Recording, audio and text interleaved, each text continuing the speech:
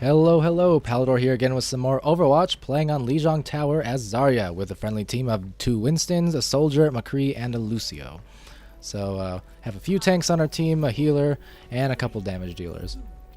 So I mentioned it in my other video, but Zarya is one of my favorite heroes in the game, favorite tanks. She is very strong. She's a little bit hard to grasp initially, but once you get the hang of her and how to use her shields properly, she can become just a devastating snowball-y offensive machine. Now, you can see here right off the bat, I'm just getting right into the fray, popping my shields when I can. I'm already almost at 100 power level, 100 energy, which gives me double damage. You can see that meter in the form of that number beneath my crosshairs, currently at about 75. Each point on that meter gives me an extra percentage of damage for up to double damage, and each shield, as it absorbs damage, can give you up to 50 energy. So if I shield myself and an enemy and they both get absorbed, I can go from 0 energy to 100 and be dealing double damage in a snap. And when Zarya gets to that point, she is really tough to stop.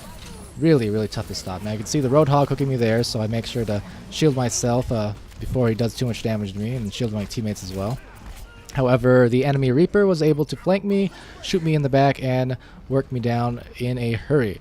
The Reaper, no matter who you are, but especially for tanks even, if he catches the tank off guard, he will melt you down quickly, especially if he gets the first couple shots off. Reaper is famous for being a tank melter. So, making my way back to the front line, enemy team is being held back. Friendly team's doing a pretty good job so far. We're already at 50% capture. The enemy team hasn't made a dent in it yet.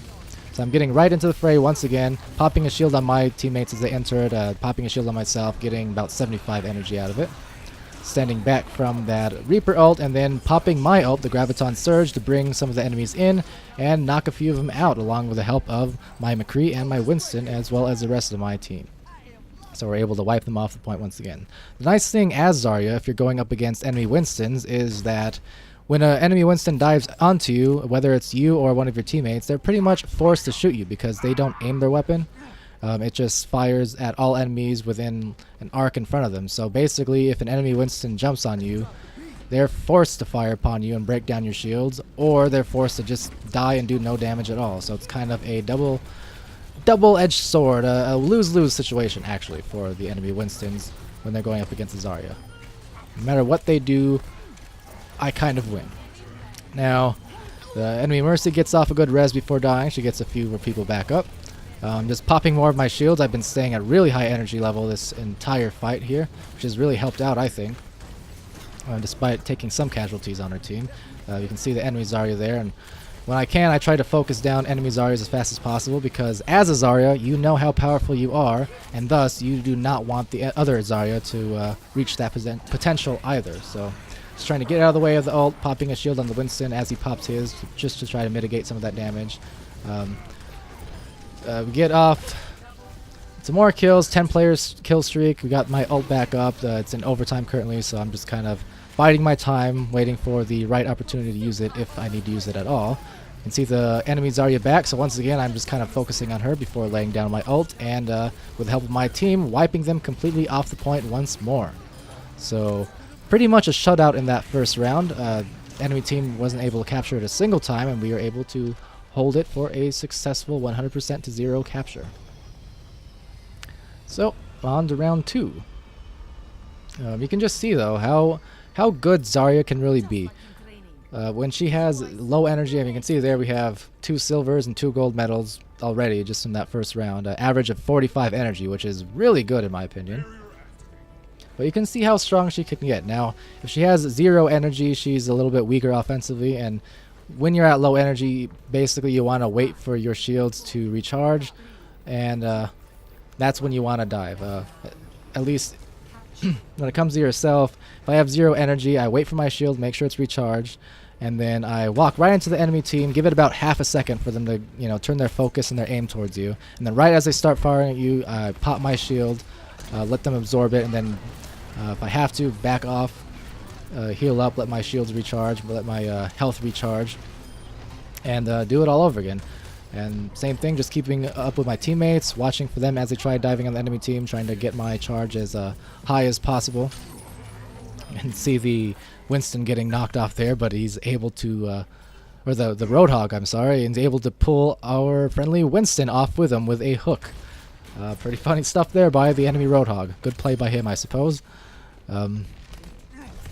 So shielding my monkey for whatever reason, just in case that soldier pops the corner.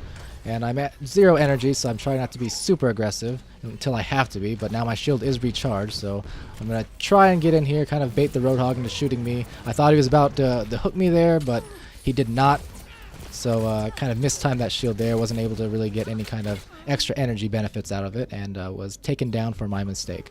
Nonetheless, we are at 86% of a charge on our ult, and we have about 40% captured on the point as the enemy team moves in to capture it for the first time in this game. We can see the 3 of our teammates down, 4 of them down, just respawning now, so once again I'm just going to play a little bit more defensively, wait for people to come back around. I'm not going to try and get myself killed before the enemy, or before the friendly team gets back to the front lines. It's kind of one of the biggest mistakes I think people make, and I make it all the time too, is just that when your friendly team is down and they're back at spawn, there's no sense in completely diving the enemy team and then, you know, putting yourself in a bad position as well. I mean, because if you die and everyone else is back up front, that means they're missing their tank and they're immediately at a disadvantage for their fights. So you just got to be careful of that.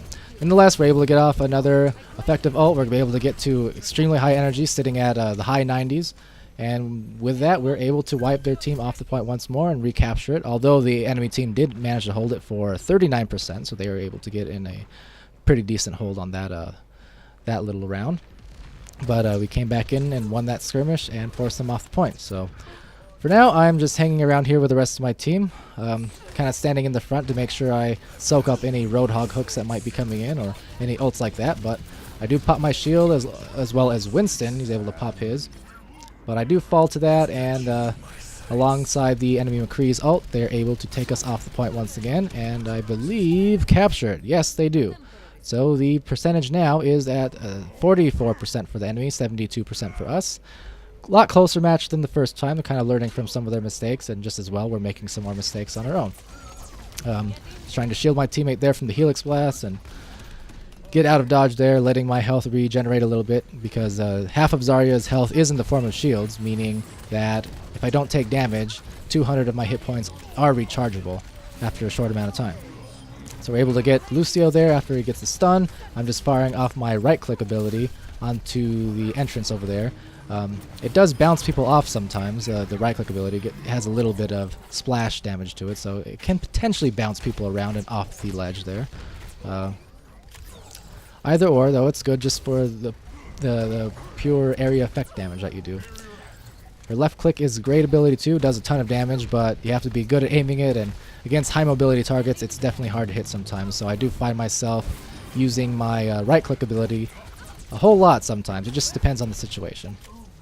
But if it's against a target where I'm pretty confident with my aim, then I will use my left click. If it's against a tank like this, I will almost always use my left click on tanks exclusively, because they're generally huge characters with huge hitboxes and a lot easier to hit.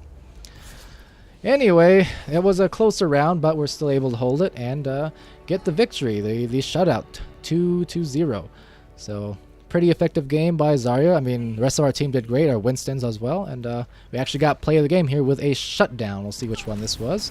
I see, there you go. I was at low health, but our Lucio came in and saved the day with his ult, and I was able to pop mine, and that was enough to get several kills against the enemy there, and shove them right off the point. So see, all 4 of our teammates, all 4 of the cards belong to our teammates there, getting me 26 high energy kills, 32 eliminations. So I did a pretty good job that round of staying alive and keeping my energy levels high for maximum damage. And out of that we got 2 gold and 2 silver and a 17 kill streak. So once again, not too bad. So that was the gameplay. Hope you liked it. Hope it was informative. Give a like, give a subscribe, comment, anything. Thanks for watching.